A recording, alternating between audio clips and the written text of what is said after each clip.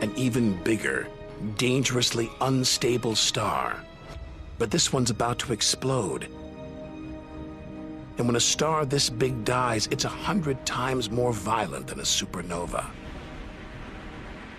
We've stumbled into the most violent star death of all, a hypernova.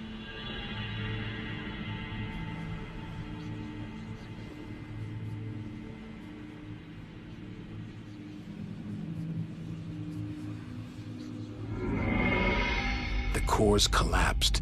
It's becoming a black hole.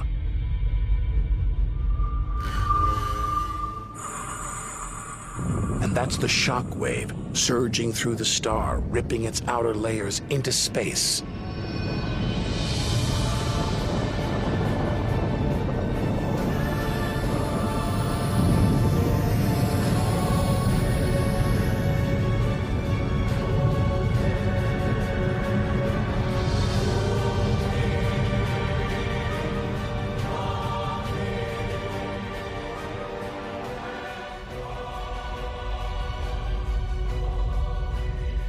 Deadly hypernovas, frozen comets, scorched planets, white dwarfs, red giants. Tiny drops in a vast pool of white light. Our home galaxy, the Milky Way. We wanted to know where we fit in. Here's our answer.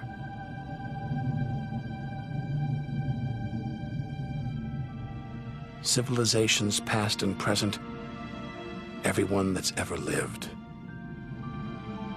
The smallest bug, the highest mountain, all of it invisible, not even a tiny speck.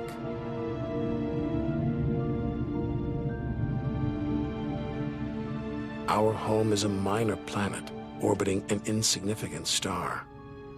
If it disappeared right now, who would even notice? And yet, so far we've found nowhere else we would rather live, nowhere we could live.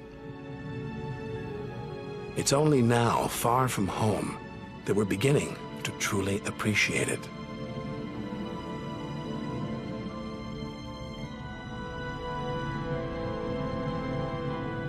Look at all these stars, hundreds of thousands of them.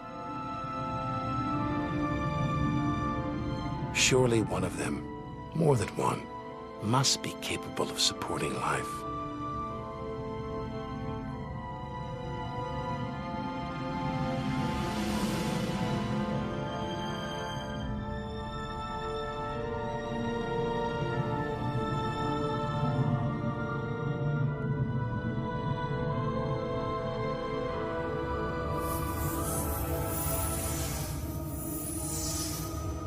Maybe here in this swarm of stars, the Great Cluster. Back in the 1970s, astronomers sent a message in this direction, detailing the structure of our DNA and our solar system's location.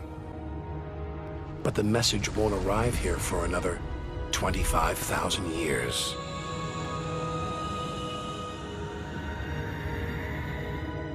We haven't found alien life yet.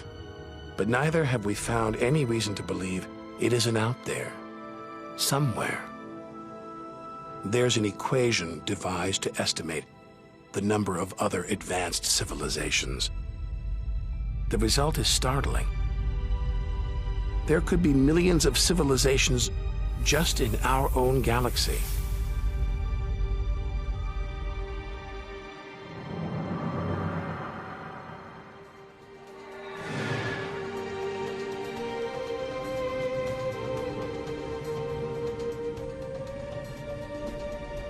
Everything we've seen so far is inside the Milky Way. Now we're ready to leave our home galaxy, to enter intergalactic space. Here's our chance to solve the ultimate mystery and experience the moment of creation.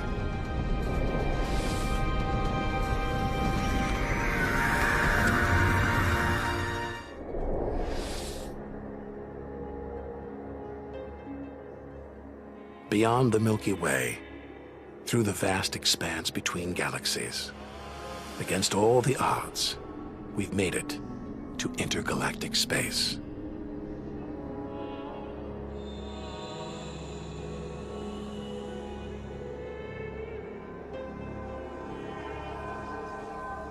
Out here, there's no horizon in sight.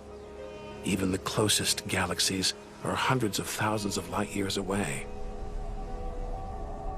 The remains of galaxies ripped apart by the Milky Way's huge gravitational pull, scattered among nothing.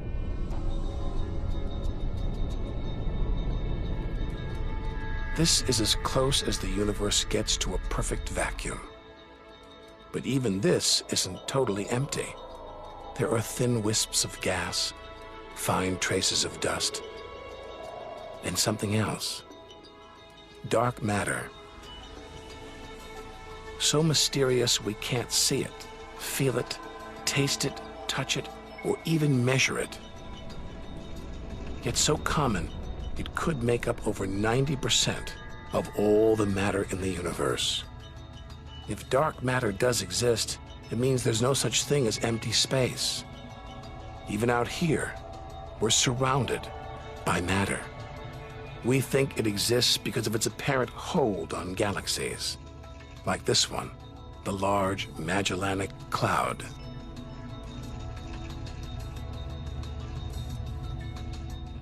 A 6 billion year journey in today's fastest spacecraft, 160,000 light years from the Milky Way at the edge of its gravitational reach. This galaxy should spin off into space, but something is holding it here, something invisible, powerful. Dark matter. Stars, clusters of stars, nebulae. It's a vast astronomical treasure trove.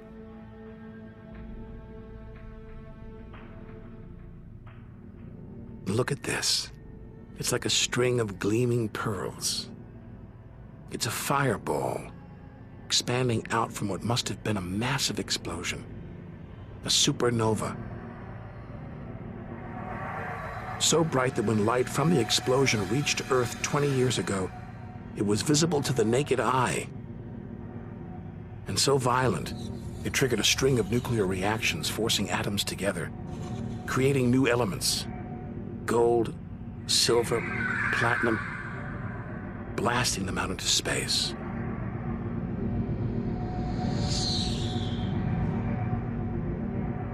The gold in the ring on your finger was forged in a massive supernova like this, trillions of miles away, billions of years ago.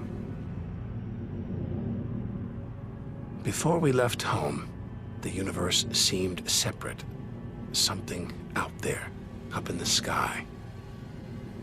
But now we know better. We are the universe, and it is within us.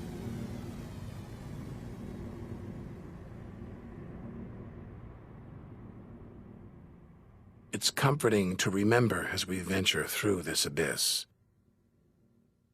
Further and further. Faster and faster.